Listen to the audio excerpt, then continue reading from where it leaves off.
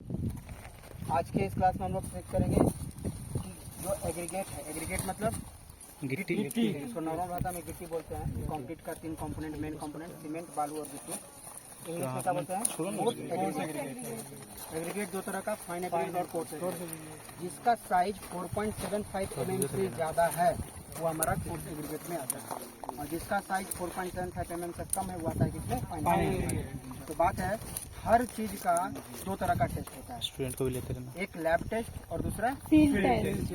तो lab test में हम उसकी बारीकियों पर ध्यान देते हैं, और फील्ड टेस्ट में क्या करते हैं, हमने ऊपर अवलोकन करते हैं कि हमारे काम का है कि नहीं है। ठीक है, तो जैसे हम फील्ड टेस्ट पर एग्रीगेट का टेस्ट करने के लिए क्या चीजों को ध्यान में रखेंगे। जैसे ये एग्रीगेट है, इसका साइज देखेंगे, एग्रीगेट का साइज कितना है, एग्रीगेट का वाटर एब्जॉर्प्शन कितना है, यह पोरस है कि नहीं है, इसका स्पेसिफिक ग्रेविटी कितना है, ये सभी चीजों को क्या करेंगे, इसमें हम लोग चेक करेंगे। तो जैसे ओवरव्यू हमें करना होगा एग्रीगेट के बारे में, तो सबसे पहले यह जानना जरूरी होगा कि एग्रीगेट हम किस काम से मंगाए हैं। अगर काम करना हो आपका पीसीसी का, तो वहाँ पर एग्रीगेट का साइज आता है आपके लिए 40 mm का, उसमें 40 mm का यूज करेंगे। अगर काम करना है आपके आरसीसी का, जैसे स्लैब बीम कॉलम का कंस्ट्रक्शन करना है, तो उसमें यूज होता है अप टू 20 mm का एग्रीगेट। मैक्सिमम कंस्ट्रक्शन प्रोसेस के लिए क्या होता है, एग्रीगेट का साइज 20 mm। और अगर काम करना है आपको डीपीसी का, डैम प्रूफ कोर्स का, तो उसमें एग्रीगेट का साइज यूज होता है अप टू 12.5 mm। तो ये पता कैसे चलेगा किसका साइज कितना है, ये कैसे पता चलेगा? सीव एनालिसिस से पता चलेगा कि हमको एग्रीगेट का साइज इसमें कितना हमारे पास में है, और हमारी रिक्वायरमेंट का उसके अकॉर्डिंग हम, जैसा कि मान लो तुम लोग कॉन्ट्रैक्टर है, तुमको करना है पीसीसी का वर्क या करना है डीपीसी का वर्क, और एग्रीगेट आ गया तुम्हारे पास 20 mm का, क्या डीपीसी वर्क होगा? नहीं। ये चेक करना होगा, अनलोडिंग कराने से पहले तुमको उसके लिए चेक करना पड़ता है। ठीक है, उसके बाद जब ये आपका साइज चेक हो गया, तो सबसे पहले और देखना होता है क्या, कि एग्रीगेट में कोई अलग से स्टोन नहीं होना चाहिए। ठीक है, जैसे यहाँ पर देखो दो तरह का एग्रीगेट यहीं पर दिख रहा है, एक ऐसा दिखा, एक ऐसा इसमें दिख रहा है, और एक जो तुमको नॉर्मल दिख रहा है, एक व्हाइट वाला भी पत्थर दिख रहा है इसमें।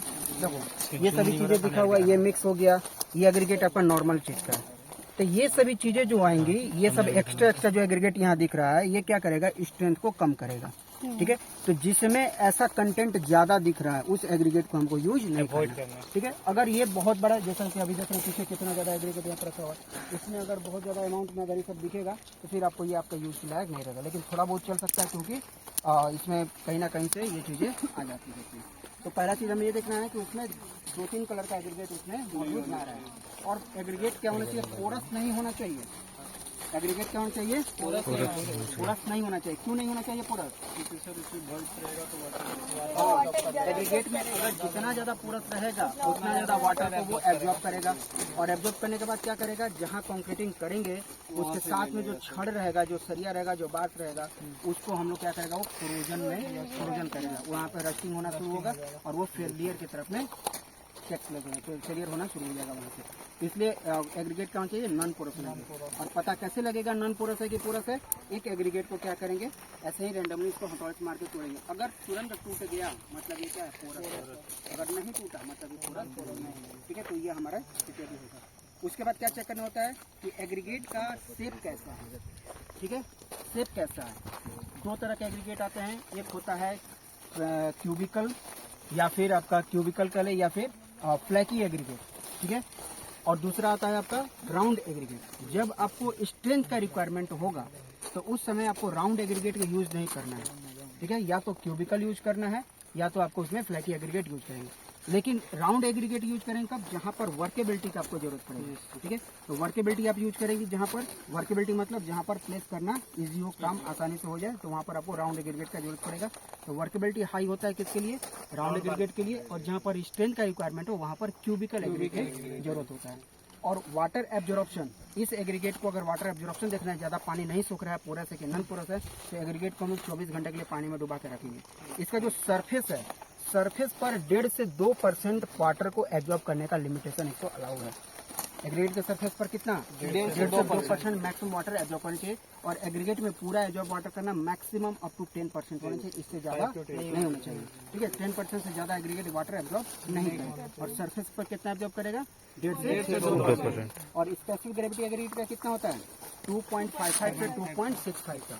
ठीक है। एग्रीगेट का स्पेसिफिक ग्रेविटी डिपेंड करता है कि किस स्टोन का ये बना होता है। ग्रेनाइट का होगा तो अलग स्पेसिफिक ग्रेविटी होगा, ठीक है। मार्बल का होगा तो कुछ अलग होगा, ब्रिक का होगा तो अलग होगा। तो एग्रीगेट के ये सभी चीज़ें आपको ध्यान रखना जरूरी है। सबसे पहले साइड पर क्या चेक करेंगे, एग्रीगेट हमारा क्यूबिकल है कि नहीं है।